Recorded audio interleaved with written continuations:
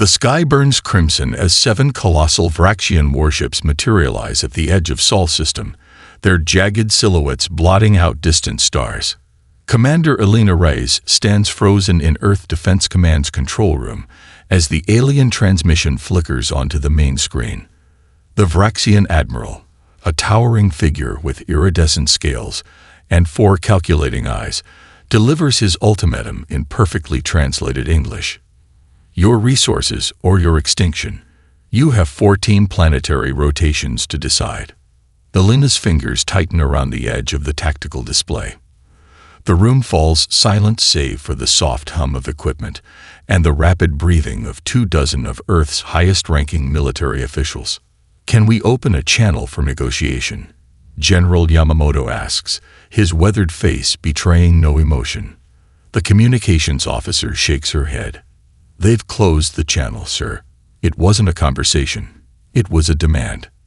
Intelligence reports confirm the Vraxians have conquered 17 systems without a single defeat, their technology centuries beyond humanity's reach.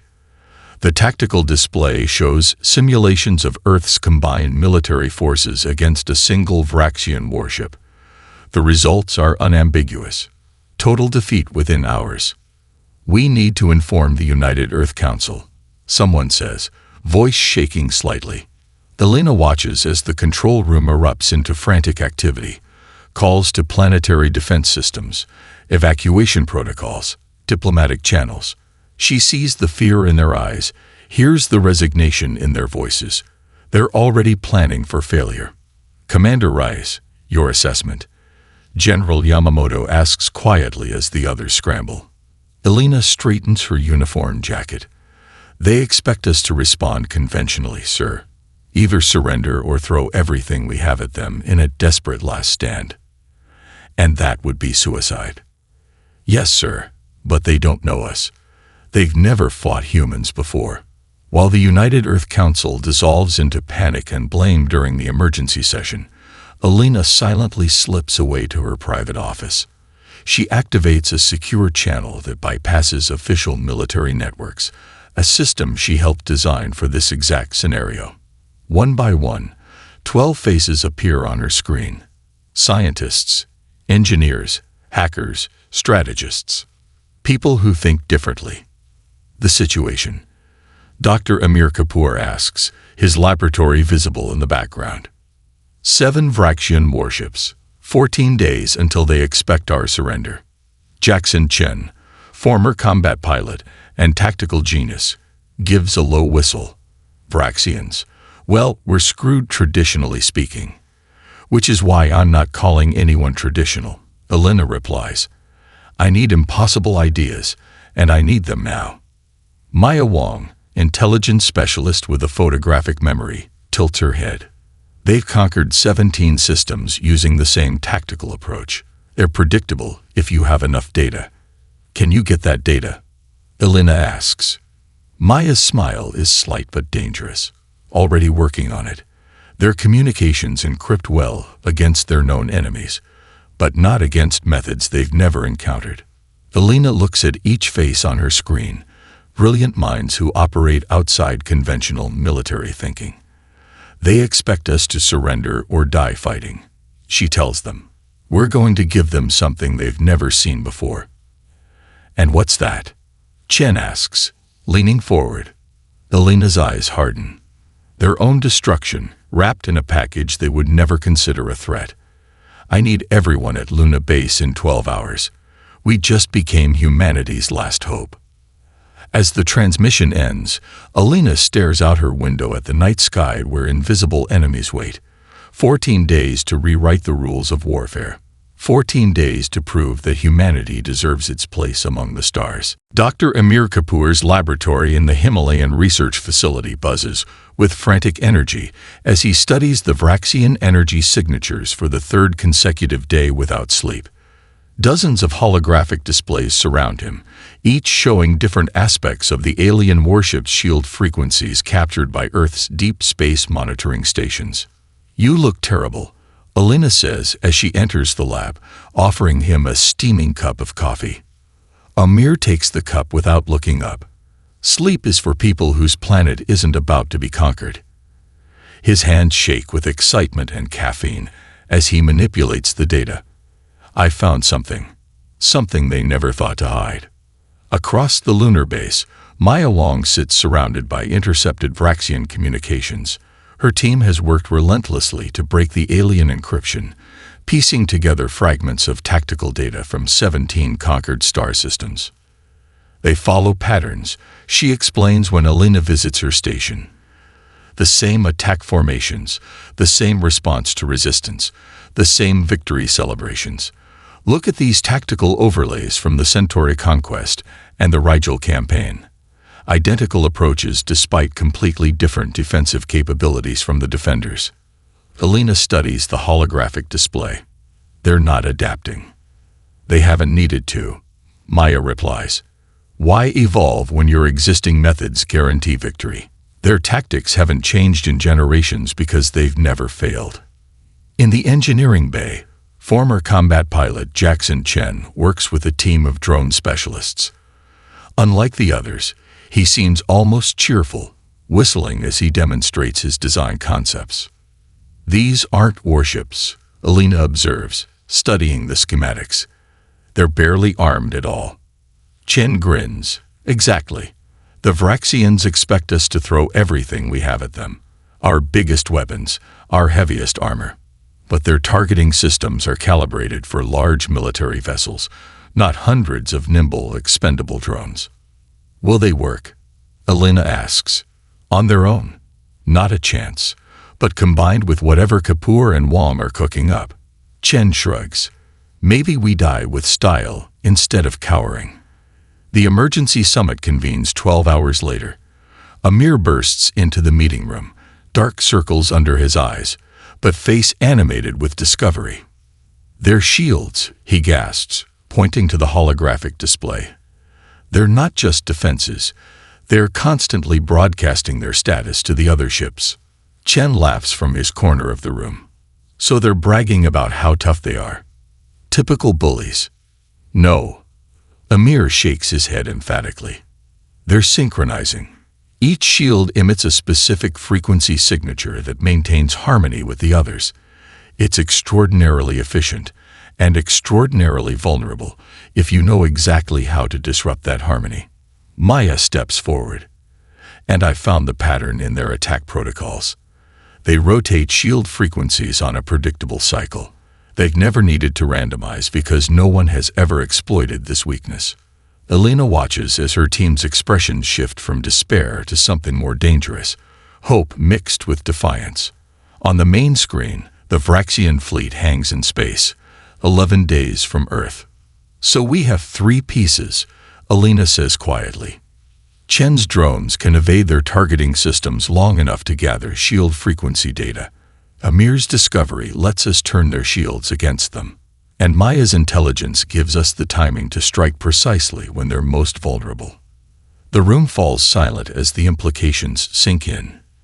They expect us to face them like every other species they've conquered, Alina continues, to throw our biggest ships against their biggest ships and lose spectacularly. She looks around the room. Instead, we'll fight asymmetrically. We won't match strength with strength. We'll turn their strength into their greatest vulnerability. Chen checks the countdown timer. 11 days remaining. Better get building then, he says, clapping his hands together. Those drones won't manufacture themselves. As the team disperses to their stations, Alina remains staring at the tactical display. For the first time since the Vraxians arrived, she allows herself to feel a dangerous emotion. Hope. She abandoned mining facilities on the moon transform into makeshift factories as 3D printers work at breaking point to produce Chen's drone fleet. Engineers in pressure suits scurry between assembly lines, their shadows long and sharp under the harsh artificial lighting. Another 2 just failed, a technician reports, gesturing toward the smoking remains of prototype drones. The quantum transmitters are overloading the power cells. Chen runs a hand through his disheveled hair. Tell Dr. Kapoor we need lighter components or these things will fry before they get anywhere near the Vraxians. In his lab, Amir doesn't look up when Alina enters. He's hunched over a workbench, manipulating molecular structures displayed in the holographic field above a component smaller than a thumbtack. Chen says the transmitters are too heavy, Alina says. And I say rushing quantum physics is how you get catastrophic failures, Amir mutters, making another adjustment. The holographic representation flashes green. But I think I've solved it. This version is lighter than a hummingbird, but more complex than anything humanity has built before. Alina takes the tiny device, marveling at how something so small could be their salvation. Will it work? In theory, yes. In practice, Amir shrugs. We won't know until we try it against actual Vraxian shields. 3 levels below, Maya leads a team of programmers developing the drone control systems. Unlike the chaos in other departments, her operation runs with methodical precision. The Vraxians expect predictable attack patterns, she explains to Alina. So we're programming deliberate unpredictability. Each drone follows basic parameters but introduces random variations that make targeting nearly impossible. And the pilots. Maya gestures toward rows of civilians in training simulators. Volunteers from every continent. We're teaching them to operate drones remotely with minimal training. They don't need to be experts. They just need to keep the drones moving until we collect enough shield frequency data. Time blurs as days pass in a frenzy of activity. Engineers fall asleep beside their workstations, waking to continue without complaint. Supply shuttles arrive hourly with materials commandeered from Earth's factories. The entire operation exists in a gray area outside normal military channels.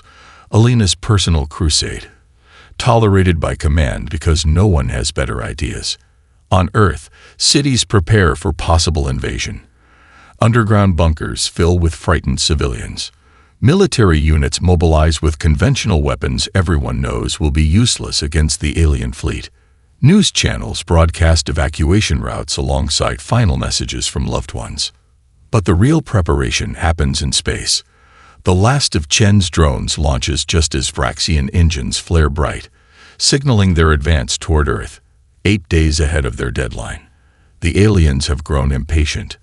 Alina stands before the hastily assembled defense force, pilots, engineers, and volunteer civilians who will remotely operate the drones. Their faces show exhaustion mixed with determination. The Vraxians have conquered worlds by following the same playbook for centuries, she tells them, her voice steady despite her pounding heart. They expect us to either cower or charge blindly. They've never encountered human creativity before. She activates the main tactical display. Earth's defense looks pathetically small against the approaching warships, exactly as planned. They'll see our drones as primitive, laughable, Alina continues. They'll underestimate our capability and overestimate their own invincibility. Their arrogance is our opening. A young drone operator raises her hand. What if this doesn't work? What if we fail? Alina meets her gaze without flinching. Then we fail knowing we tried everything possible.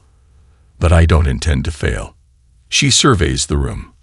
They sent warships to intimidate us into submission. We're going to give them wreckage instead. As the Vraxian fleet enters the outer solar system, Alina gives the command. Operation Swarm begins. Hundreds of small drones accelerate toward the oncoming armada, appearing disorganized and primitive on Vraxian scanners. The trap is set. Supreme War Leader Kordraz reclines on his command throne, mandibles clicking in amusement as Earth's primitive vessels approach in what appears to be panicked disarray. The bridge of the Vraxian flagship glows with cool blue light, highlighting the iridescent scales of the command crew. Record this encounter for the Imperial Archives, he commands, voice reverberating through the bridge. Let future generations witness how quickly the humans begged for mercy. His second-in-command, Sub-Commander Vextor, studies the tactical display with more caution. The formation is unusual, Supreme War Leader. Their approach vectors seem random. Random because they are undisciplined and frightened. Kordraz dismisses the concern with a flick of his clawed appendage. All primitive species flail in their final moments. On the massive view screen, Earth's moon hangs against the blackness of space, with the blue-green planet partially visible beyond. The human vessels, hundreds of small, darting objects, move in patterns that indeed appear chaotic and desperate. Initiate standard dispersal attack. Cordras orders casually. Target their largest concentrations first. The Vraxian gunners activate their targeting systems, expecting the human vessels to be vaporized instantly. Energy weapons designed to shatter battleships discharge toward the drone swarm. But the drones move with bewildering unpredictability, their patterns seeming random yet somehow just beyond the targeting algorithm's prediction matrix. For every drone destroyed, 3 others dart into positions that make no tactical sense to Vraxian military doctrine. Cordras rises from his throne, 4 eyes narrowing as the drone swarm continues to evade annihilation while collecting crucial shield frequency data. The readings scroll across monitors in Earth's command center, gradually building a complete picture of the Vraxian defensive systems. 60% data collection complete. Maya reports, watching as the frequencies reveal their patterns. 70%. Chen monitors the drone losses with a grim expression. We're losing them faster than expected. The Vraxians are adapting their targeting. On the Vraxian flagship, Cordras slams a clawed appendage on the tactical console. Enough of this humiliation. Deploy the planet killer cannons. Show these primitives the futility of resistance. Vextor hesitates. Supreme War Leader, the planet killers are excessive for such small targets. Standard protocol. I did not conquer 17 star systems by adhering to protocol. Cordras roars. Fire the planet killers now. The massive energy weapons charge, drawing power directly from the warship's cores. When they fire, space itself seems to ripple as destructive energy capable of cracking a small moon surges toward the drone swarm. The effect is devastating. Dozens of human drones disintegrate instantly, becoming nothing more than superheated particles. The Vraxian crew cheers as destruction cascades through the human forces. But still, not a single critical shot lands on the drones collecting the most important frequency data. Maya's randomization algorithms prove their worth, keeping the essential units just out of harm's way. 90%. Maya announces, her voice tight with tension. 95%. Elena watches the casualty numbers with a grim expression. Nearly half the drone fleet gone, hundreds of remote operators watching helplessly as their units vanish from existence. But the sacrifice serves its purpose. 100% data collection complete, Maya finally announces. Elena gives a single nod. Transmit the frequencies to Dr. Kapoor. Prepare the second wave. The surviving drones begin a strategic retreat, appearing to flee in terror from Vraxian firepower.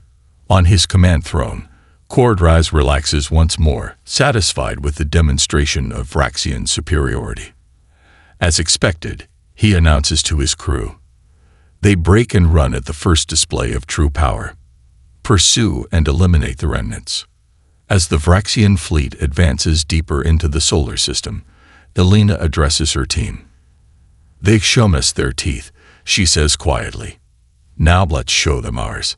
In his laboratory, Dr. Kapoor calibrates the quantum resonators with the newly acquired frequency data, hands steady despite the weight of humanity's survival resting on his calculations.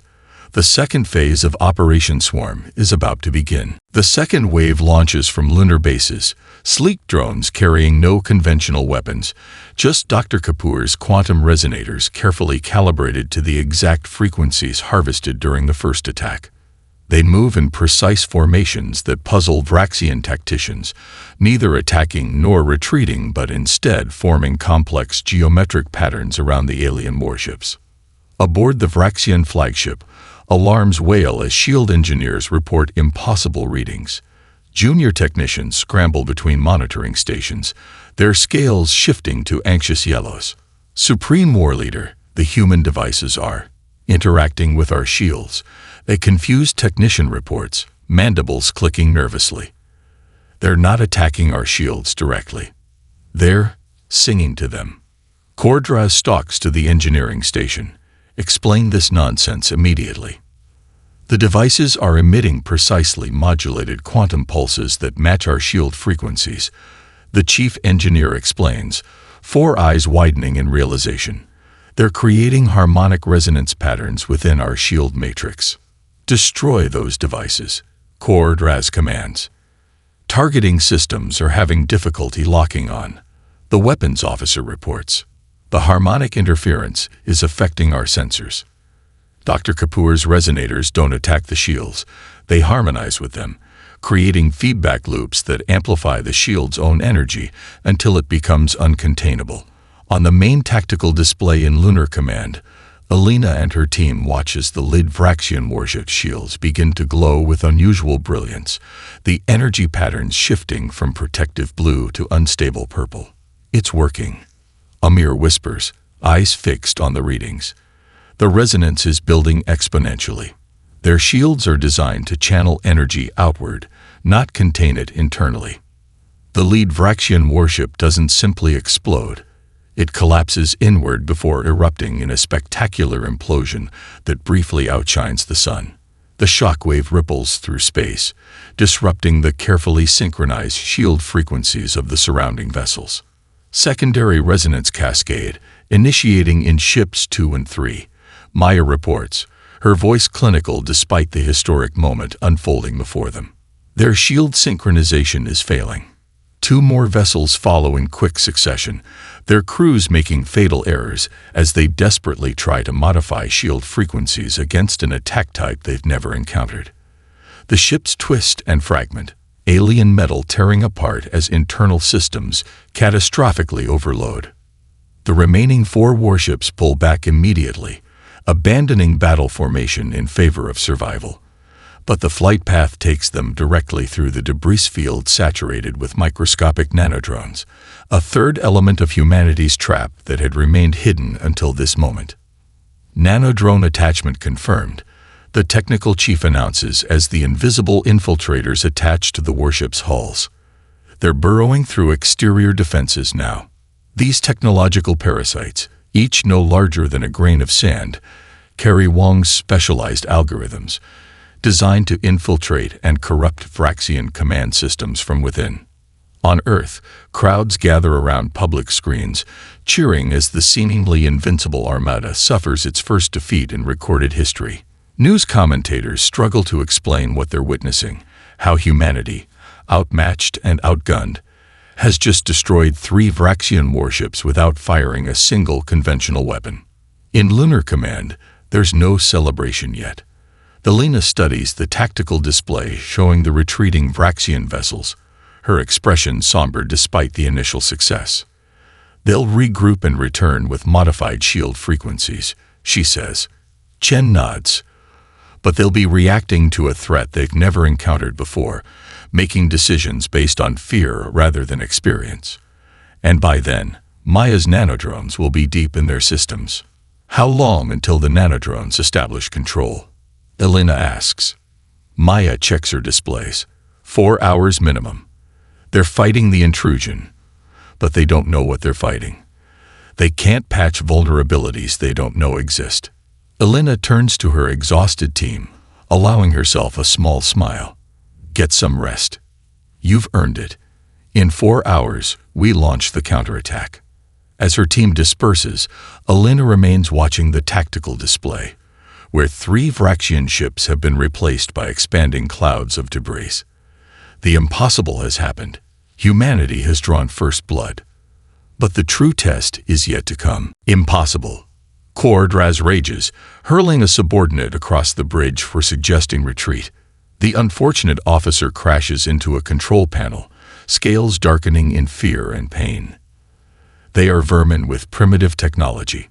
We will obliterate their population centers and end this humiliation. The Vraxian command ship limps to a defensive position near Mars, shields reconfigured to random frequency modulation patterns to prevent another resonance attack. The 3 remaining vessels form a protective formation around the flagship, sensors scanning constantly for approaching drones. Supreme War Leader, we should withdraw and request reinforcements. Sub-Commander Vextor suggests cautiously. This species has demonstrated unexpected capabilities. The Vraxian Imperium does not retreat from primitives. Kordraz hisses, "Prepare a full-scale bombardment of Earth's major cities. We will make examples of their most populous areas." He enters the firing coordinates himself, selecting Beijing, New York, and London for the first salvo. But the command ship systems respond with inexplicable delays. Targeting computers recalibrate at crucial moments, energy regulators fluctuate without cause, and communication between vessels becomes increasingly distorted. Systems malfunction reported across all decks.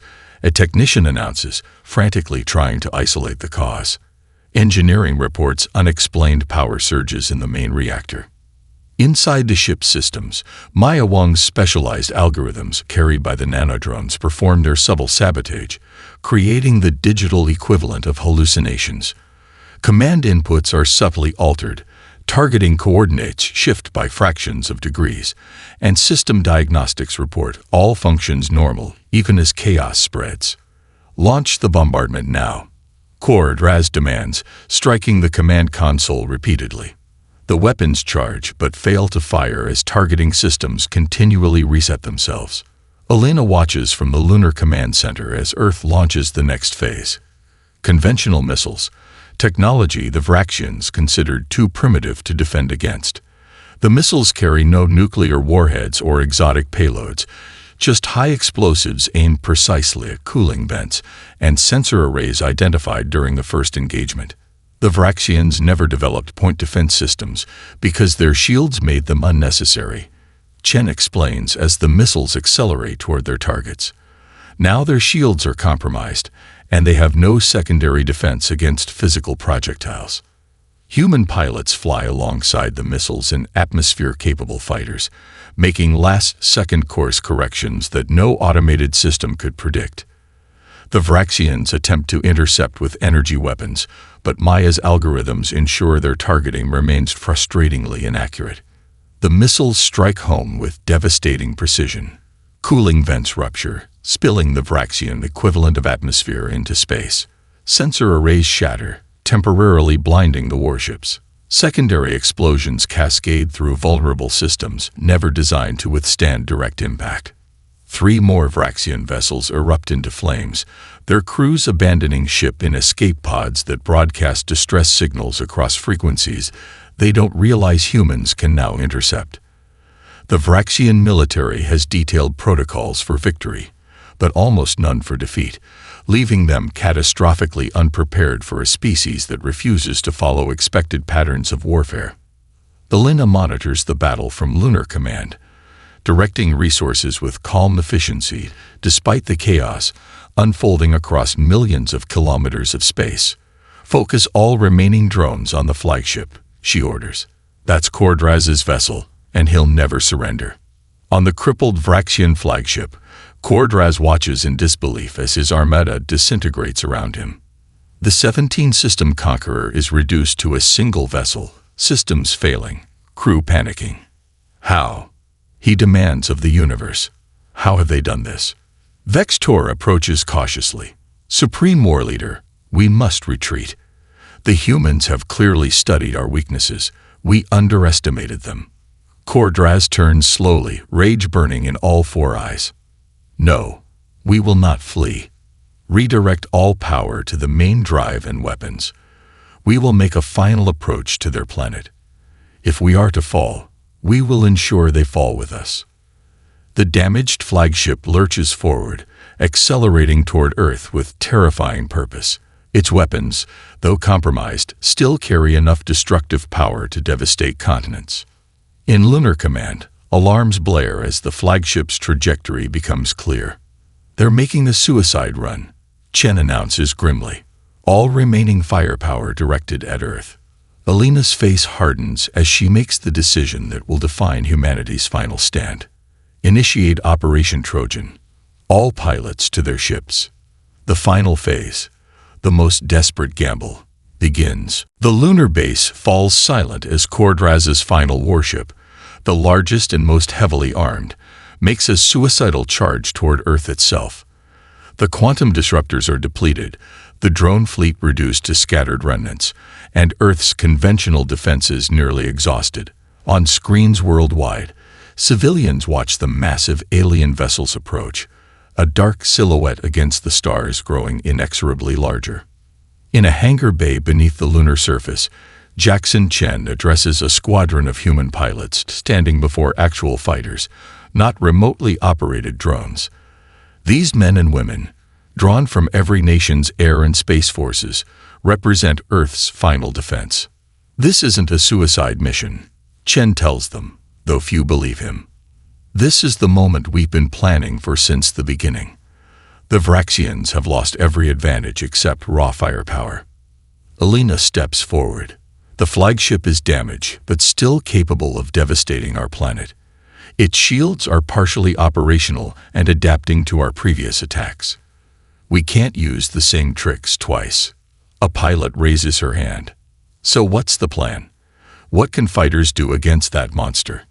Dr. Kapoor steps forward, holding what looks like an ordinary briefcase.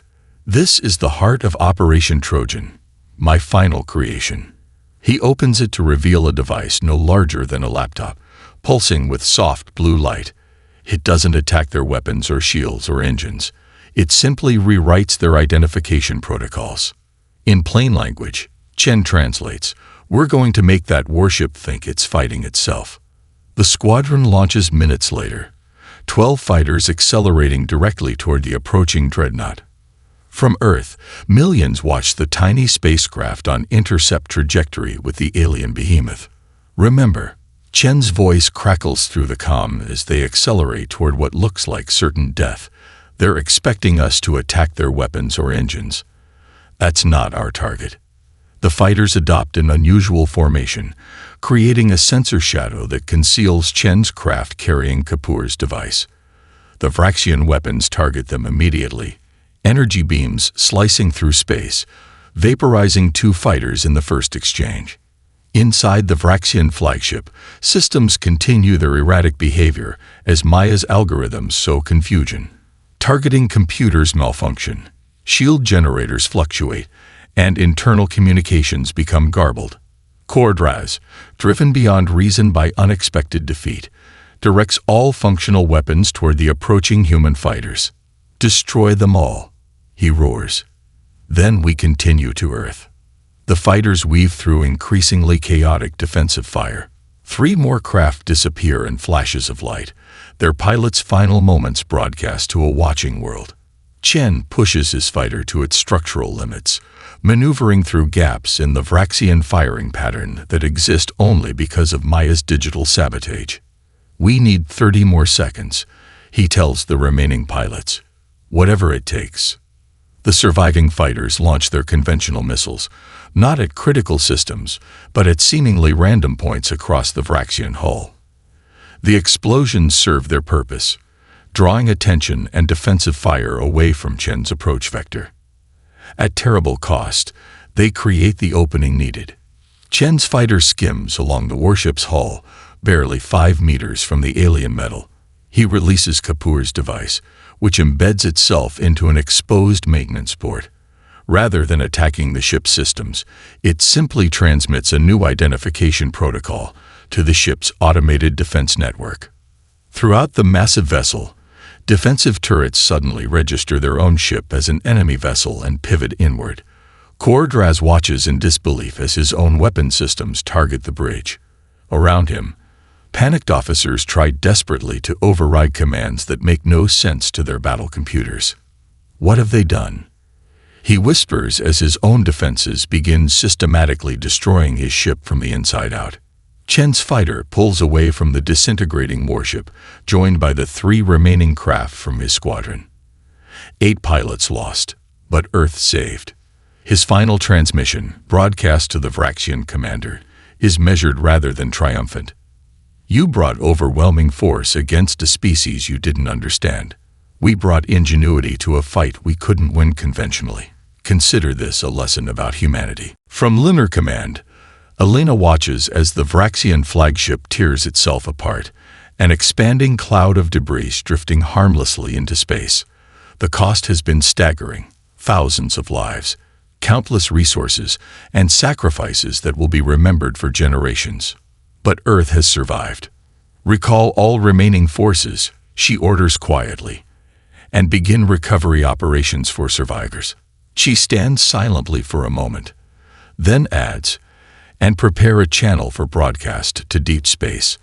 I believe the other 17 systems conquered by the Vraxians will want to hear about what happened here today.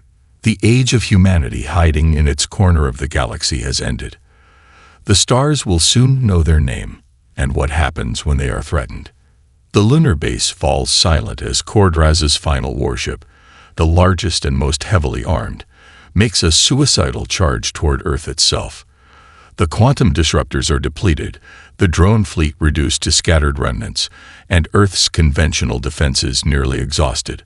On screens worldwide, civilians watch the massive alien vessels approach, a dark silhouette against the stars growing inexorably larger. In a hangar bay beneath the lunar surface, Jackson Chen addresses a squadron of human pilots standing before actual fighters, not remotely operated drones. These men and women, drawn from every nation's air and space forces, represent Earth's final defense. This isn't a suicide mission, Chen tells them, though few believe him. This is the moment we've been planning for since the beginning. The Vraxians have lost every advantage except raw firepower. Elena steps forward. The flagship is damaged, but still capable of devastating our planet.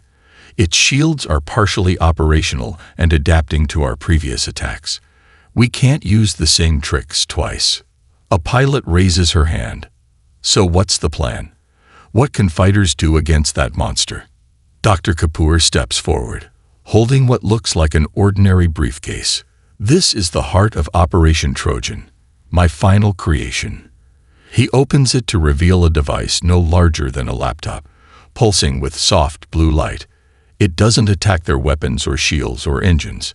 It simply rewrites their identification protocols. In plain language, Chen translates, "We're going to make that warship think it's fighting itself." The squadron launches minutes later, 12 fighters accelerating directly toward the approaching dreadnought. From Earth, millions watch the tiny spacecraft on intercept trajectory with the alien behemoth. Remember, Chen's voice crackles through the comm as they accelerate toward what looks like certain death. They're expecting us to attack their weapons or engines. That's not our target. The fighters adopt an unusual formation, creating a sensor shadow that conceals Chen's craft carrying Kapoor's device. The Vraxian weapons target them immediately, energy beams slicing through space, vaporizing 2 fighters in the first exchange. Inside the Vraxian flagship, systems continue their erratic behavior as Maya's algorithms sow confusion. Targeting computers malfunction, shield generators fluctuate, and internal communications become garbled. Cordraz, driven beyond reason by unexpected defeat, directs all functional weapons toward the approaching human fighters. "Destroy them all," he roars. Then we continue to Earth. The fighters weave through increasingly chaotic defensive fire. 3 more craft disappear in flashes of light, their pilots' final moments broadcast to a watching world. Chen pushes his fighter to its structural limits, maneuvering through gaps in the Vraxian firing pattern that exist only because of Maya's digital sabotage. "We need 30 more seconds," he tells the remaining pilots. "Whatever it takes." The surviving fighters launch their conventional missiles, not at critical systems, but at seemingly random points across the Vraxian hull. The explosions serve their purpose, drawing attention and defensive fire away from Chen's approach vector. At terrible cost, they create the opening needed. Chen's fighter skims along the warship's hull, barely 5 meters from the alien metal. He releases Kapoor's device, which embeds itself into an exposed maintenance port. Rather than attacking the ship's systems, it simply transmits a new identification protocol to the ship's automated defense network. Throughout the massive vessel, defensive turrets suddenly register their own ship as an enemy vessel and pivot inward. Cordraz watches in disbelief as his own weapon systems target the bridge. Around him, panicked officers try desperately to override commands that make no sense to their battle computers. What have they done? He whispers as his own defenses begin systematically destroying his ship from the inside out. Chen's fighter pulls away from the disintegrating warship, joined by the 3 remaining craft from his squadron. 8 pilots lost, but Earth saved. His final transmission, broadcast to the Vraxian commander, is measured rather than triumphant. You brought overwhelming force against a species you didn't understand. We brought ingenuity to a fight we couldn't win conventionally. Consider this a lesson about humanity. From Lunar Command, Elena watches as the Vraxian flagship tears itself apart, an expanding cloud of debris drifting harmlessly into space. The cost has been staggering. Thousands of lives, countless resources, and sacrifices that will be remembered for generations. But Earth has survived. Recall all remaining forces, she orders quietly, and begin recovery operations for survivors. She stands silently for a moment, then adds, and prepare a channel for broadcast to deep space. I believe the other 17 systems conquered by the Vraxians will want to hear about what happened here today. The age of humanity hiding in its corner of the galaxy has ended. The stars will soon know their name and what happens when they are threatened.